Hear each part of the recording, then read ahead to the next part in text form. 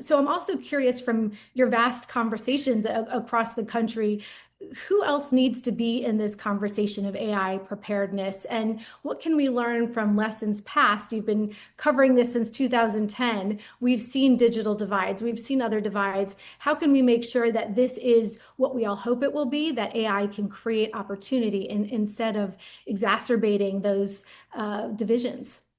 I do think that there's a chance with AI to kind of do tech differently than it's been done in the past. And I had a really fascinating conversation about this with Vilas Dar, who's the president of the McGovern Foundation. They're also doing work in this space. Um, and he sort of made this point of like, what if instead of having a few companies build technology and then the rest of us consume it, we actually had communities kind of be the architects and the owners of the technology that they use.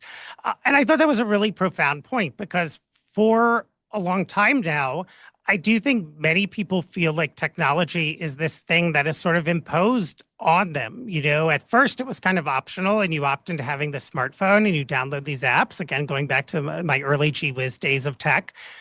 But now, because it is so integrated in our lives, it's inescapable in many ways. And people feel like, in some sense, they've lost kind of control, I think, over how they use technology and how it impacts them. And so, with AI, there is, I think, the potential for people to use the technology to develop solutions to problems that really do matter to them, and that does, I think, happen on the community level or the local level more so than the national level. I have a podcast interview coming out with the head of city innovation for Bloomberg Philanthropies, where they have been really active in cities for a number of years, kind of using AI to drive innovation at the city level. Things like chatbots around trash pickup and potholes, and things that like actually are nuisances and problems in people's everyday lives. And so I do think there's an argument to be made that the more people, everyday people who are brought into the development and deployment of the technology, one, the more effective it will be at actually solving our problems. Two, I think that may address some of the trust issues that exist around technology and the fear issues that exist around AI. And I think it may, who knows, but it might renew a little bit of the gee whiz element of tech, where like people are fascinated by it again, without running necessarily to all of these potential downsides. I think especially if we mitigate some of those downsides. Yeah, I think that is 100% the answer. And the question in my mind is how? How do we engage more people? How do we make sure that they're at the table? What are the mechanisms to really make that our reality? And as I mentioned to you earlier, we've really been having fun launching this AI literacy initiative and thinking about who are the voices that need to be participating. All of them do. But how do we bring them to the table? Who do we amplify? Who are the trusted voices?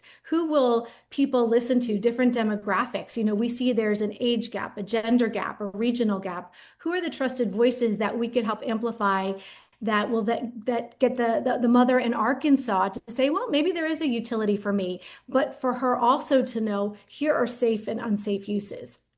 Here's what I have to be aware of. I have to be knowing about privacy concerns, hallucinations, and so forth. So it's really an opportunity to think about how we move forward in this globe. If we think about innovation, but we're really impacting humanity, our relationships, our community. How do we create communities in this new era? Again, AI enables so many new platforms, but how do we do it in a meaningful way where also more people are participating? Absolutely. I think that's a really important point. And I think part of that may come when people see, one, the direct benefit to their lives of AI, as some of these solutions that have long been promised are materialized. I also think, though, a big piece of it will be the economic impact. Even technology that all of our technology now has tremendous upsides, right? But I think there is a broader recognition in the last 10 years, especially, that those upsides also come with downsides. And so one of which is kind of the division and economic division, especially, that we've seen technology exacerbate. And so I do think a fundamental part of this will be how leaders in Washington, Silicon Valley, and elsewhere address that particular problem.